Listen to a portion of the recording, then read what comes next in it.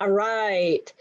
Well, once again, it wasn't the way we planned it. Facebook isn't cooperating. I mean, I didn't get any ability to get on.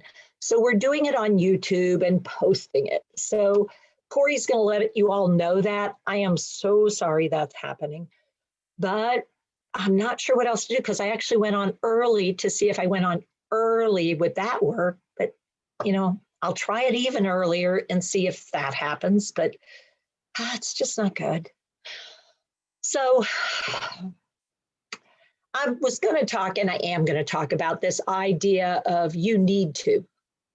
You need to do this. You need to do that. I need you to. So when we say you need to, there's a part of a human brain that automatically sort of pops up and goes, what? I need to do what? And if I'm in agreement with you that that's a great idea, then we're in great shape.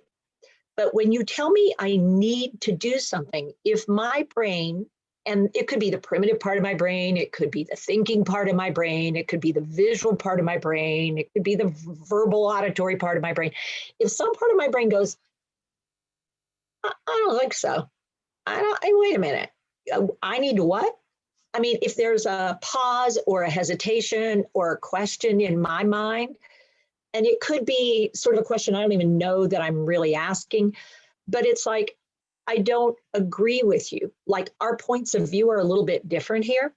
And you saying, I need to, so you say you need to, it gives you a sense that you're the boss of me. And my brain says, wait a minute, this is an outside person telling you what to do. Now, if I really, really want to stay connected to you, I may give ground and say, okay, and go with it. Or if I really care about how you're feeling, I may go with it. Or if what you're suggesting it isn't awful. I mean, I don't think I need to do it, but you think I need to do it? Okay. I mean, it's not that significant, but there's a pause there. Now, what's really important to understand is that for certain people, like who they are, part of who they are is their heart first. I mean, they really want people to be satisfied. And so they're like, okay, what I want or what I need is not really as important as what you think I need. But if that's going to make you feel okay or feel better about us or me or what's going on, I'm good with that. I mean, I can tolerate a lot. I won't even mind it because it's like, well, whatever makes you feel good will be good for me, I guess. That'll be okay. Maybe you know something I don't know. I don't know, but it's all okay. So if I'm heart first, the reason I'm saying okay to you need to and doing you need to is about the relationship. I mean, it's all about the relationship. The other reason I might do that is I'm more of an extrovert than an introvert. I mean, I'm more of a let's be connected person than I need to be in control person. And if that's the case, then anything that keeps me connected to you is good. So it doesn't really matter whether I believe that I need to do it, as long as it makes you satisfied with what's happening. Hey, I can do that. Now, there's another piece of it, which is if the you need to is connected with a why, and I'm a why person, then if I can understand the why, even though I don't like it or I don't really know that that's 100% accurate, if the why is good enough, I'll go with you. Or if you tell me how we're going to do it and we start with the first step, I'm very likely to just go, okay, well, whatever. And just go with it if it's got enough how or why in it to get me going. And then the other piece of it is if I'm in the moment and it's like, you want to do something and it's like, I'm not doing anything. So, right, I need to go do, okay. So, however, if I'm not that kind of person, like I like a plan, then springing it on me is less likely to be successful. So you'd have to say, ooh, man, I just thought of something. And I may not be uncomfortable, but because you just thought of it, it wasn't like something that you knew ahead of time. And now you're just sharing it with me. Because people who like to plan ahead don't necessarily like it when somebody else plans ahead and tells them what they're going to do at the last minute. So saying, oh, I have an idea for a little bit later on this afternoon. I need you to, or you need to. Now, see how that's starting to sound a little more intrusive than it did when we first started the conversation? Well, here's the challenge. It turns out a lot of us like to be in control a little bit. And a lot of us like it the way we like it a little bit. And when somebody says you need to, immediately our brain goes, I need to what? I mean, you need to think what, I mean, or I need you to. Well, that's a little different. You need to versus I need you to. If I say I need you to, then what I'm saying is there's something about me that will only be happy or satisfied if you do this thing. And it's a statement not only of need, but of intensity. So I would like you to, I mean, would you like to? I would like you to. I want you to. Do you want to? So what I'm doing is giving you sort of levels of intensity, because I think sometimes we use words that aren't necessarily an accurate word, but they're a word that comes into our head and it puts a message out there, whether we meant that message as intense as or we didn't. You need to sit down. Well, it might be more accurate to say, I would like you to sit down. What I'm concerned about is if you are moving around without me being next to you, I have experienced you losing your balance and you have fallen. Now, the reason our brain doesn't put all those words out there is you need to sit down is the thing you would say to someone who doesn't have good judgment, who doesn't have good ability, and you want them to immediately comply with you, do what you said, so they'll be safer. And it often has to do with what I believe is better or safer for you.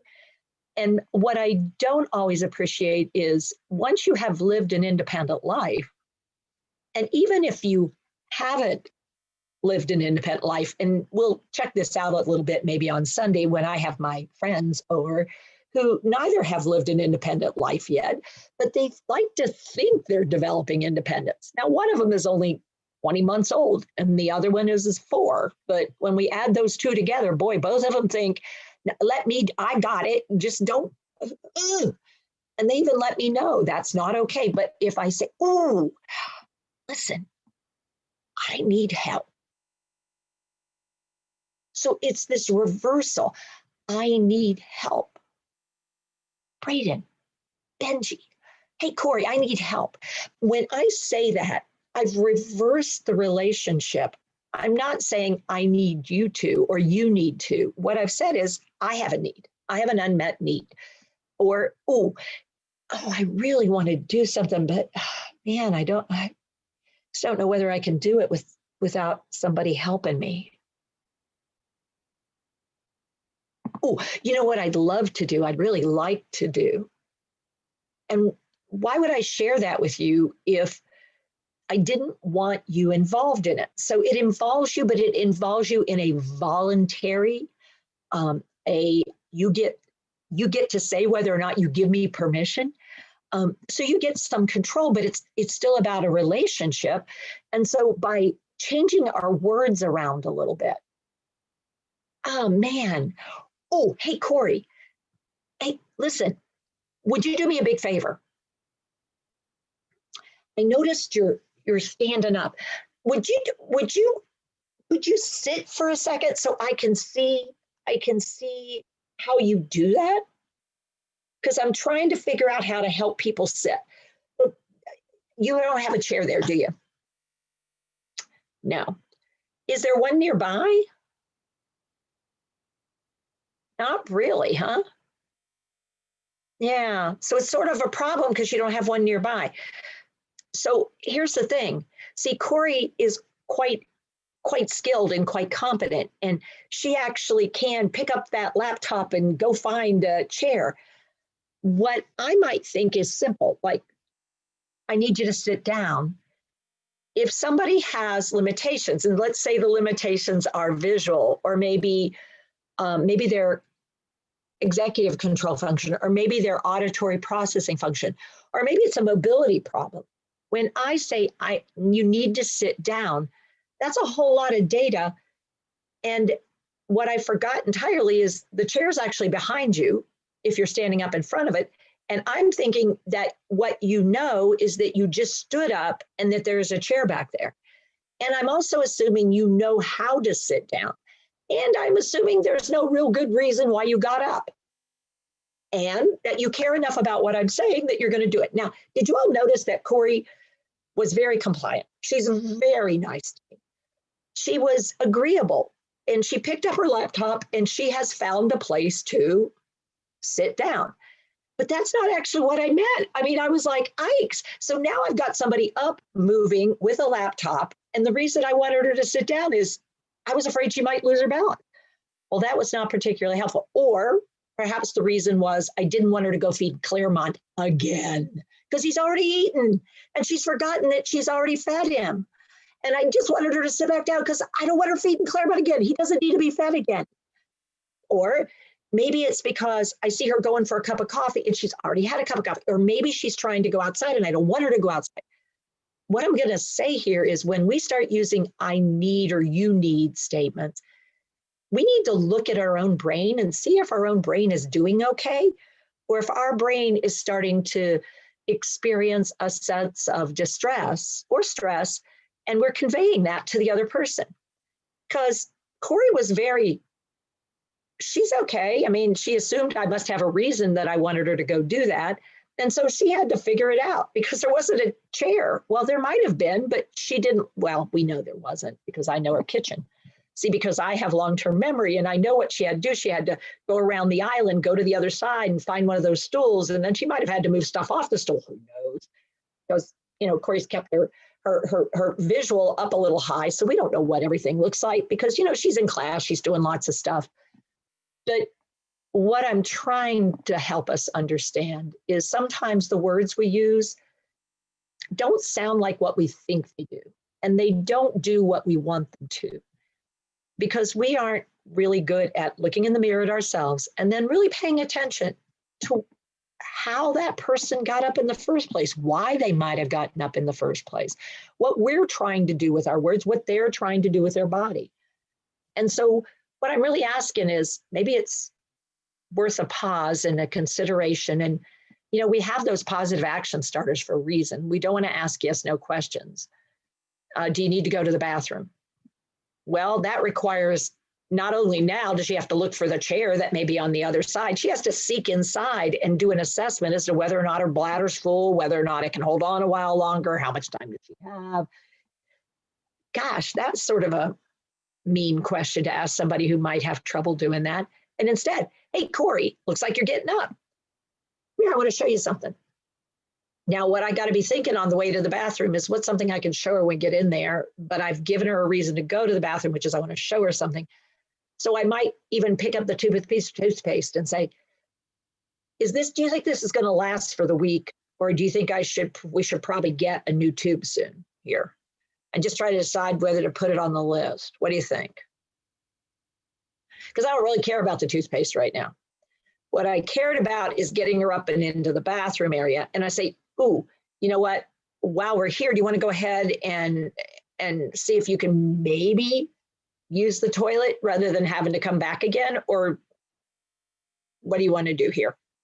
Use the toilet or just wash your hands and head on back? Because it's going to be time to eat soon. What do you think? Give it a try? At least you don't have to make another trip. But what got you there was you have something that I value, an opinion. Once I get you to do that, then it opens the door to negotiation. But rather than have somebody sit back down, maybe I'm the one that needs to move because maybe there's a reason why people are getting up. Fall risk reduction and fall injury reduction really has to shift into a proactive mode, which means I need to get curious rather than trying to stop movement. We learned that long ago. It's just hard to remember sometimes. So think about how many times you might say you need to, or this is what I think you need to do, or I need you to, or would you, will you, could you? Think about how you're saying what you're saying. Just take a listen and see whether it's what you meant. Or I need a cup of coffee. Or I think I know I like them. Corey's definitely feeling now it's Friday. It's been a long week. She had lab last night. Oh my heavens. It was a long day. Me too. I was out in California from 8 to 9 p.m. Eastern time. Yeah, it was a great group though. We had people from all over the world. So I hope your day is going okay. I'm sorry we weren't active on Facebook, but here we are over on YouTube. We're doing the best we know how. Corey's grabbing some coffee. Life is going to get better. Have a good day. Take care with good care. And we will see you